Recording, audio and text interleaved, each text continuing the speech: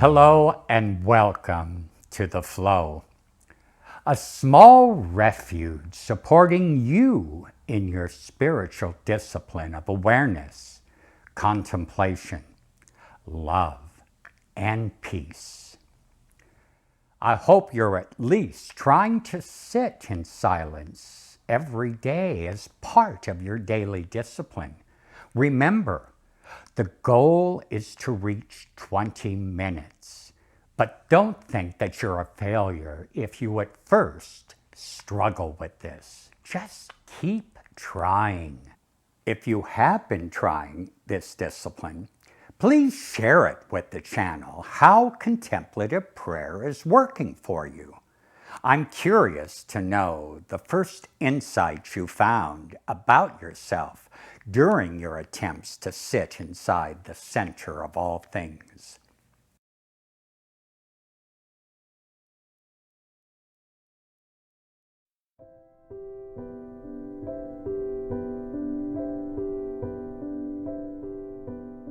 I wash my hands. I now wash my soul of the past week. I wash away the times I refuse to live in the now. I cleanse fear which keeps me from truths about myself and others. I remove the stain of the false self, placing my importance over and above the greater good.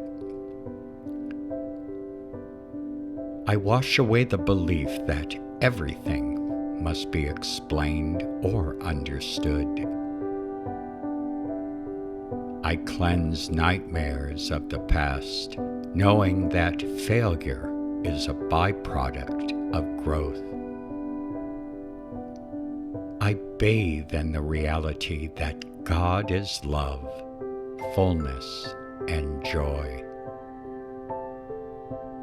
I dry my hands feeling God's simple smile, and that is good enough.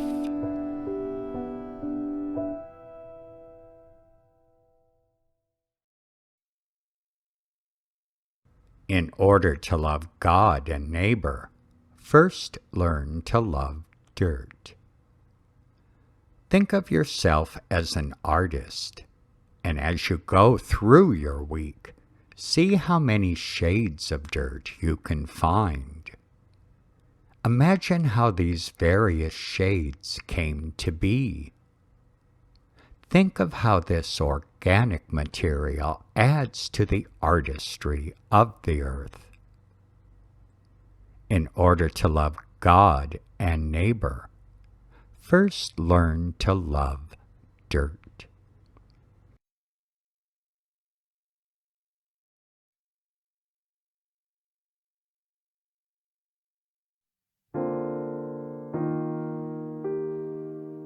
Today we live in a world that judges its achievements by speed and busyness.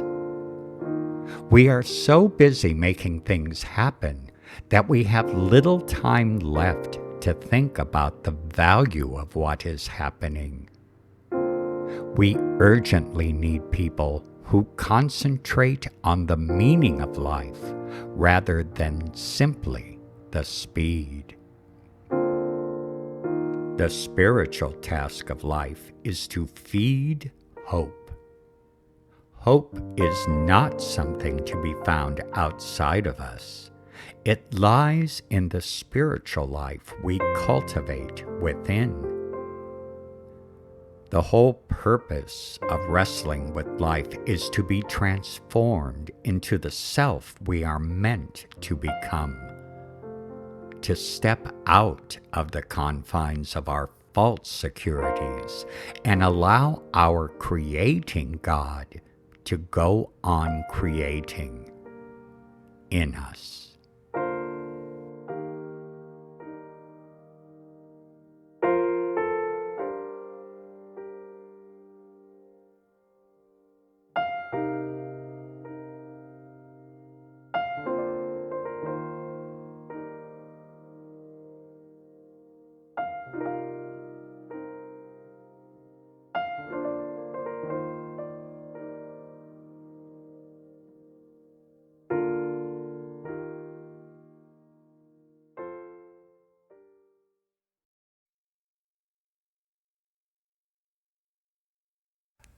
Pilate asked Jesus, "Are you the king of the Jews?" Jesus answered, "Do you ask this on your own, or did others tell you about me?" Pilate replied, "I am not a Jew, am I? Your own nation and the chief priests have handed you over to me. What have you done?" Jesus answered, "My kingdom is not from this world. If my kingdom were from this world, my followers would be fighting to keep me from being handed over to the Jews. But as it is, my kingdom is not from here." Pilate asked him, "So you are a king?" Jesus answered, "You say that I am a king. For this I was born, and for this I came into the world, to testify to the truth. Everyone who belongs to the truth listens to my voice." How did you feel hearing this passage?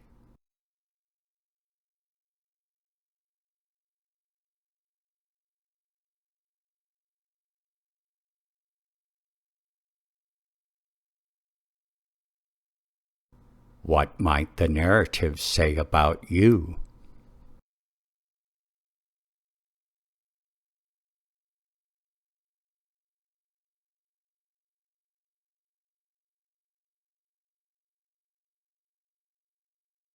What made you feel comfortable or uncomfortable?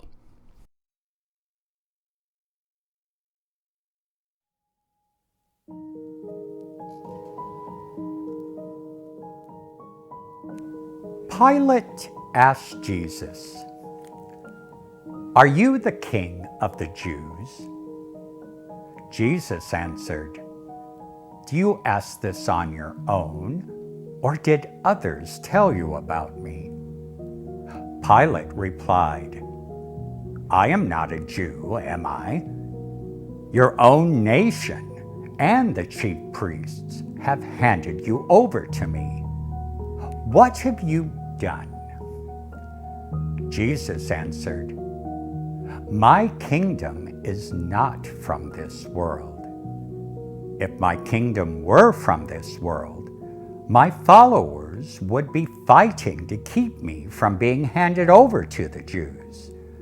But as it is, my kingdom is not from here." Pilate asked him, "So you are a king?" Jesus answered, "You say that I am a king. For this I was born, and for this I came into the world, to testify to the truth. Everyone who belongs to the truth listens to my voice." What word or phrase spoke to you?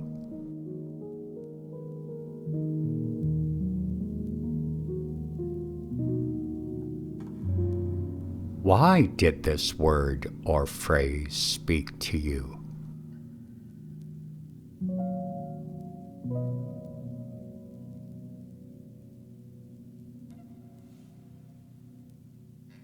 What is the Spirit trying to say?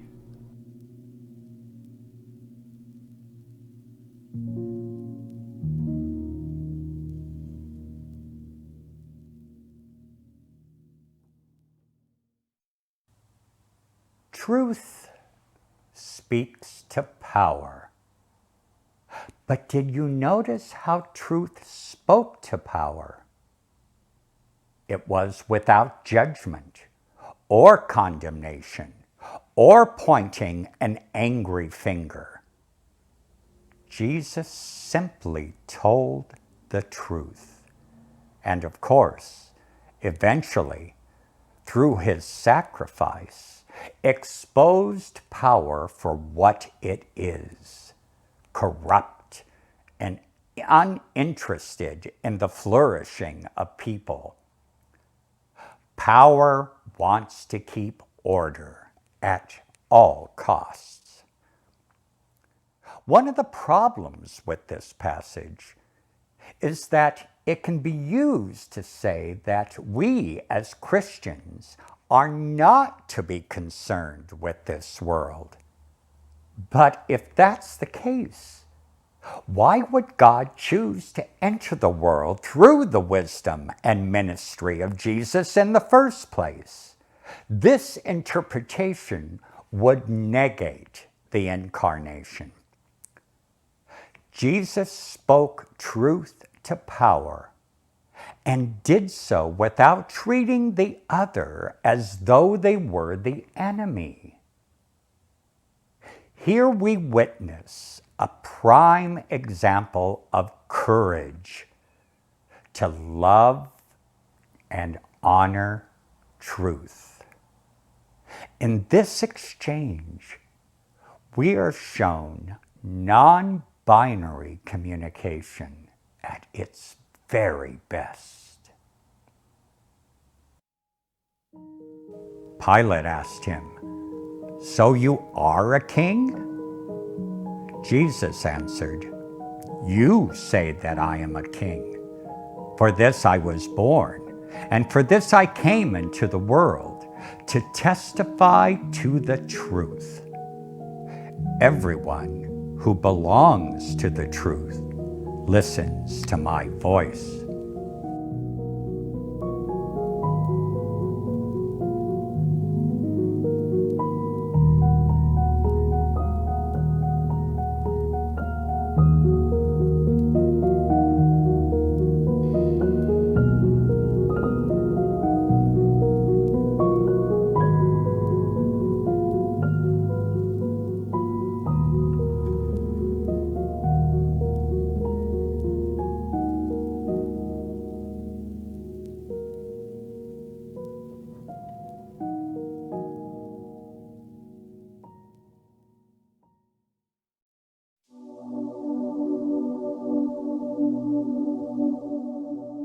In out-of-the-way places of the heart, where your thoughts never think to wander, this beginning has been quietly forming, waiting until you were ready to emerge.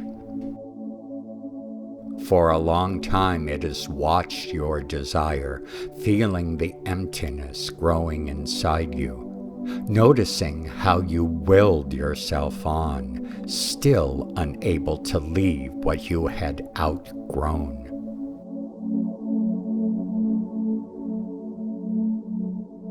It watched you play with the seduction of safety and the gray promises that sameness whispered, heard the waves of turmoil rise and relent, wondered, would you always live like this?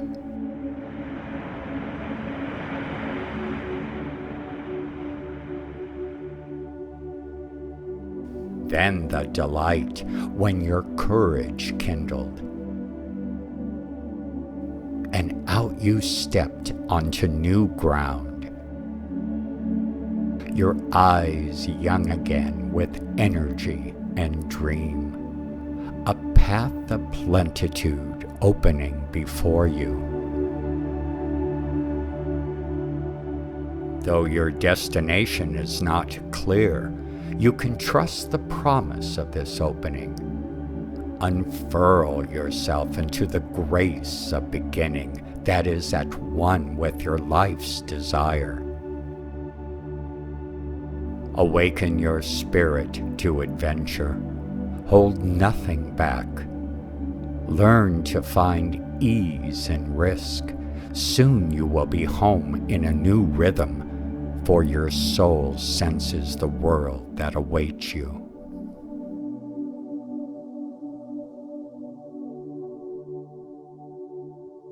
May the God of love bring us all joy. May the cosmic Christ enable empathy and understanding, and may the Spirit of truth open our eyes to the wonders of each encounter. Let us walk in love. Let us go in peace.